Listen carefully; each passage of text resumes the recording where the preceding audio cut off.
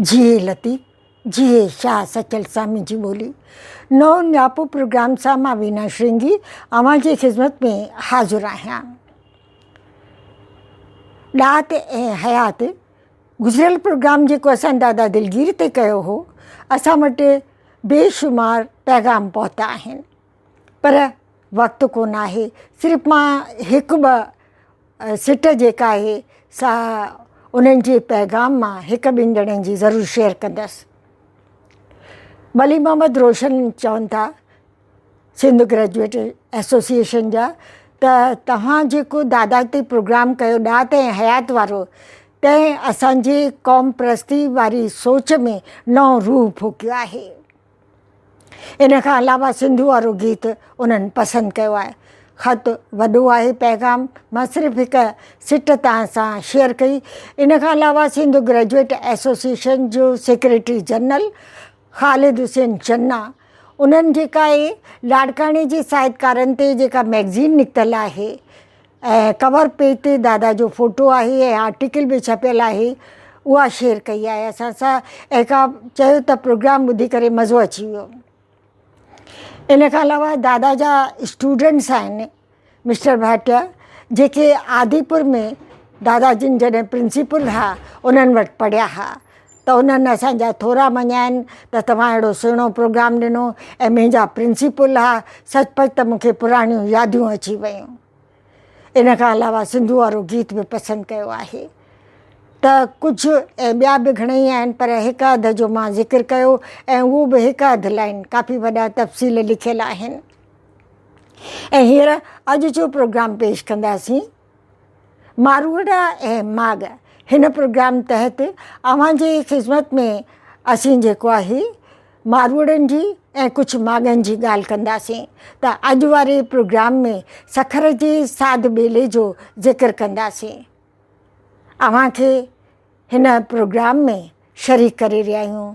अचो त ॾिसूं ऐं ॿुधूं मारूअड़ा ऐं माॻ।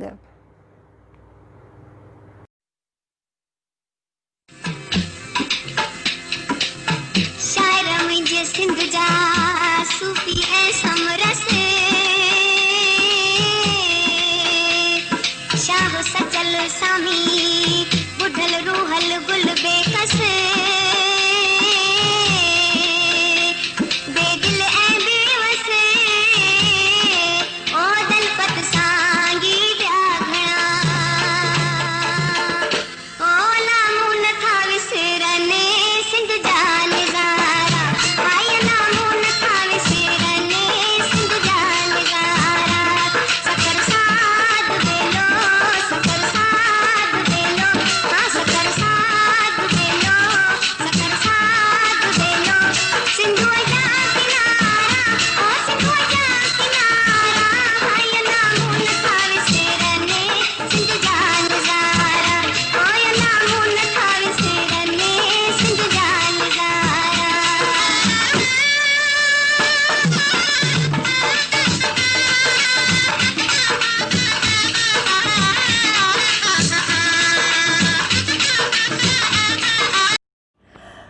नओं न्यापो प्रोग्राम सां मां वीना श्रृंगी अव्हां जी ख़िदमत में हाज़िर आहियां। मोहम्मद जुमन हाली जो कलाम आहे, पिरीं देश पंहिंजो छॾे छो विया, पिरीं देश पंहिंजो छॾे छो विया, अला लॻ असां ॾे वरी बाग़ वरायो। पिरीं पाण त देश छॾे कोन विया, पर खेनि मजबूर कयो वियो। तारीख़ जो वॾो अलमियो। ॿिए तरफ़ हिंद जो शाइर कृष्ण राही फरमाए थो, असां सिंधी सिंध में धरतीअ ठिकाणा, असां सिंधी सिंध में धरतीअ ठिकाणा, हिंद में धरतीअ लाइ दर बदर। असांजो मुल्क हिकिड़ो आहे, वतन ॿियो आहे, असांजो मुल्क हिकिड़ो आहे, वतन ॿियो आहे। जो मुल्क आहे सो वतन आहे, असांजो विरहाङो जारी आहे। सिंध छॾण बाद हिंद में आबाद थींदड़ लाइ पंहिंजे मिटीअ जी महक ऐं माॻनि खे मुड़ी ॾिसणु मुमकिन न रहियो। विरहाङे बाद वारी पीढ़ीअ खे पंहिंजे वॾड़नि जे बाता सिर्फ़ु मारूअड़नि ऐं माॻनि जा किस्सा ऐं कहाणियूं ॿुधण मटा मिलिया। मारूअड़ा ऐं माॻनि तहत अखियुनि ॾिठो है ॿाल मां पेश करणु चाहींदसि। पंहिंजनि ॿिनि सफ़रनामनि पखा ऐं पहाड़ ॾिठे मूं ॾींहं थिया ऐं कुझां तकापनि में मूं इहो रिकॉर्ड दर्ज कयो आहे। जिन सफ़रनामनि जी सेकंड एडिशन कविता पब्लिकेशन ऐं doctor Mohammad Suleman Sheikh research and development centre Sindh graduate association तरफ़ां सिंध में छपिया आहिनि। अॼु सात ॿेली जो ज़िक्र कंदासीं। सखर केतिरनि लिहाज़नि खां तारीख़ी शहर आहे। सखर बिराज मासूम शाह जो मीनारो, शहीद हेमू कालाणी जो नालो तारीख़ में सुनहरी लफ़्ज़नि में दर्ज आहे। सात ॿेली सां मुंहिंजो रिश्तो दिल्ली आस्थान जे महूरत वारे ॾींहं खां जुड़ियो। महूरत जी यादगार तस्वीर ऐं तारीख़ी रिकॉर्ड अॼु शामिलु आहे। सिंध जे दौरे दौरान 2 भेरा सात ॿेले जो दर्शन करणु मिलियो। अव्हांखे सफ़र जे अखियुनि ॾिठे अहवाल में हम सफ़र बणाईंदे तारीख़ जा कुझु वर्क वराईंदसि। दिल्ली सात ॿेले जो इफ़्तिताह हिंद जे सदर ज्ञानी ज़याल सिंह कयो हो। दिल्ली जे मौजूद शख़्सियत सेठ बम्बेमल जो पुटु गोपाल वसंदाणी ऑल इंडिया रेडियो ते मिलणु आयो। चईं सात ॿेले जो पीशदर स्वामी गणेश दास महाराज जी उहे अव्हां सां मिलणु चाहिनि था। हिंदीअ में तव्हांखे अनाउंसमेंट करणी आहे। मां परेशान थी वियसि। ॿिए तरफ़ स्वामी गणेश दास महाराज जी श्रद्धा त श्रृंगी ऋषि जे वंश जी थी हिंदीअ में कंपेयर न कंदीअ। सात ॿेले जो यज्ञ अधूरो रहंदो। मां श्रृंगी ऋषिअ जो नाव गिने प्रोग्राम कंडक्ट कयो। ख़बर पई त इन परीक्षा में पास थियसि। सदर ज्ञानी ज़याल सिंह स्वामी जी खां पुछो किथे कमु कंदी आहे। आवाज़ त ॾाढो प्यारो अथसि। वाधायूं बि ॾिनई। हिन वक़्तु बनखंडी सात ॿेले जो पीशदर आचार्य स्वामी श्री गौरी शंकर महाराज जी आहे। सात ॿेले जा स्कूल बनियूं ऐं हरिद्वार में आश्रम बि आहे। स्वामी गणेश दास जी बनियूं ऐं हरिद्वार जे आश्रम बि मूंखे ॾेखारी ऐं वरी VIP कार्ड ॾिनो त कंहिं बि वक़्तु मां उते वञी सघां थी। सखर वारी सात ॿेले तरफ़ वञण लाइ अयूब पुल पार करे रस्ता ॿिया ईंदा ऐं हिकु सिधो ॿियो मोड़ ते असां मोड़ वारो रस्तो वठी अयूब पुल जे हेठां थींदा 2 मिंटनि जो फ़ासिलो तइ कंदी कार खे छांव में बीहारे सात ॿेले तरफ़ वेंदड़ वाट वरिती। इन जे साम्हूं मस्जिद आहे। हिकु हमराह पुछो अव्हां हिंदू आहियो या मुस्लमान। हिंदुनि खे टिकट वठी वञिणो पवे थो ऐं मुस्लमाननि खे पास वठी। टिकट वठी असां किनारे ते बीठल ॿेड़ीअ ते चढ़ियासीं। ॿेड़ीअ में घर बि ठहियलु हा। किनारे खां सात ॿेले ताईं पहुचण में वक़्तु कोन लॻो। सात ॿेले ताईं वञण लाइ हर कंहिंखे ॿेड़ीअ ज़रिए वञिणो पवंदो आहे।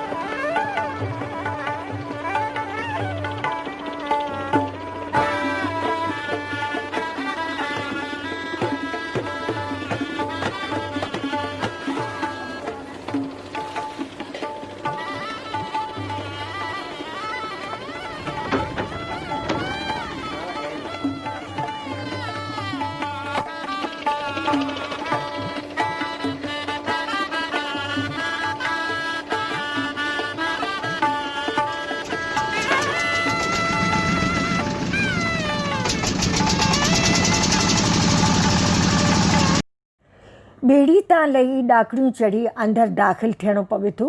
शाही गेट आहे। खाॿे हथ पासे पूॼा पाठ वारो कमरो, अंदरि मंडप ऐं साॼे पासे वॾो हॉल। इते मुसाफ़िरनि लाइ कमरा बि आहिनि ऐं परियां वॾी भित आहे, उतां वहंदड़ दरियाशाह नज़र ईंदो। अयूब पुल, लैंसडाउन पुल जो सुहिणो मंज़र असांखे नज़र ईंदो। अंबनि जा वण बि आहिनि, वणनि ते काफ़ी तइदाद में कचियूं अंबड़ियूं नज़र आयूं। अंबड़ियुनि पटण जी मना आहे। ॿारड़ा अंबड़ियूं पटण लाइ बांदरनि वांगुरु टिपा ॾेई रहिया हुआ। मुंहिंजे हथ में कैमरा ॾिसी ॿारड़नि चयो, असांजो फ़ोटो कढो। मूं चयो ज़रूरु, पर हिकु शर्त आहे, मूंखे बि अंबड़ियुनि मां हिसो खपे। हिकु छोकिरे चयो, मंज़ूरु आहे। के चवनि नामंज़ूरु। मूं चयो, तव्हां पाण में फ़ैसिलो कयो, तेसिताईं मां मंदरु ॾिसी थी वठां। साध बेले जा 2 भेरा दर्शन करण जो मौक़ो मिलियो आहे। पंहिंजे हिकु भेरो फैमिली सां उते वञणु थियो ऐं ॿियो भेरो सिंध ग्रेजुएट एसोसिएशन सगा जे इंटरनेशनल सचल कांग्रेस में शिरकत दौरान। असांजे मंझंदि जी मानीअ जो बंदोबस्तु साध बेले में हो। साध बेलो विच दरिया में आहे। ॿेड़ियुनि ज़रिए पहुतासीं। असांजी आजियां लाइ केतिरा बीठा हुआ। माउ पीउ जेके संस्कार विंधा आहिनि, हिंदू धर्म जे फिलासफ़ी जी जेका थोरी घणी मूंखे ॼाण आहे, उन ज्ञान गंगा मां के अमृत जा फुड़ा मन मंदर में समाइजी विया आहिनि। इन्हनि जे आधार ते जेके गैर सिंधी दानेश्वर हुआ, तिन खे तफ़सील मूं ॿुधाया। साध बेले में हिकु तरफ़ मंदरु आहे, ॿिए तरफ़ आश्रम। मंदर में धार्मिक ग्रंथ ऐं साध बेले जो पायो विझंदड़ महंत बनखंडी महाराज जे संगमरमर जी मूर्ति आहे ऐं ॿियनि महंतनि जूं संगमरमर जूं मूर्तियूं उते मौजूदु आहिनि। नाला हिंदीअ में लिखियलु आहिनि। जेके साण हुआ तिन खे मूं पढ़ी ॿुधाया।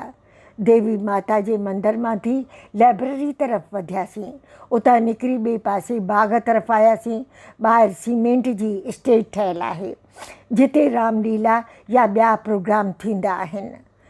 साध बेले जो पहिरियों महंत बनखंडी महाराज पहुतल महापुरुष हो। बम्बई में धूणी जमाए वेठो हो। हिकु पारसी जी पुटु बीमार थी पियो ऐं महाराज जी आशीर्वाद सां नओं बनियो थियो, जंहिं खेसि प्लाट इहो बम्बई वारो ॾिनो।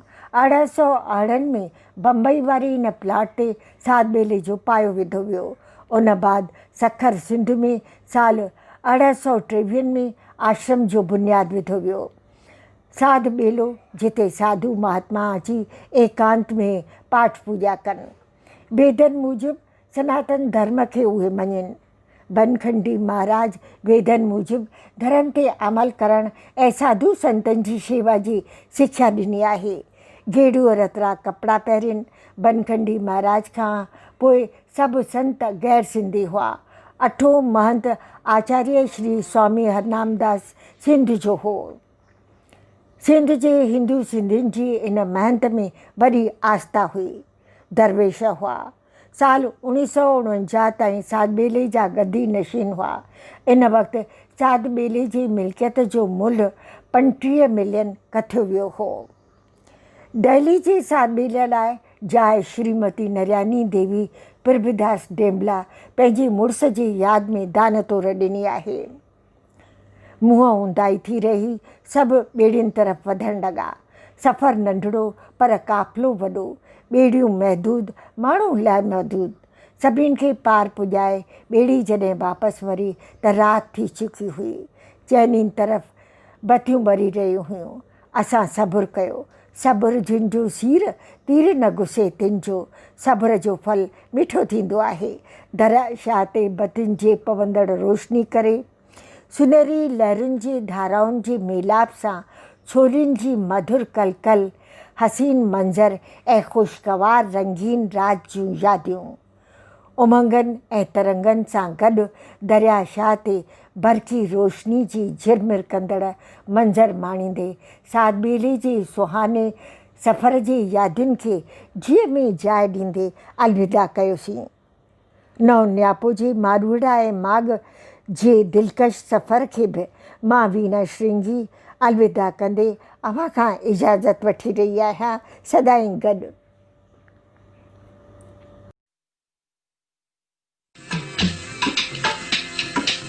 शायर मुंहिंजे सिंध जा सूफ़ी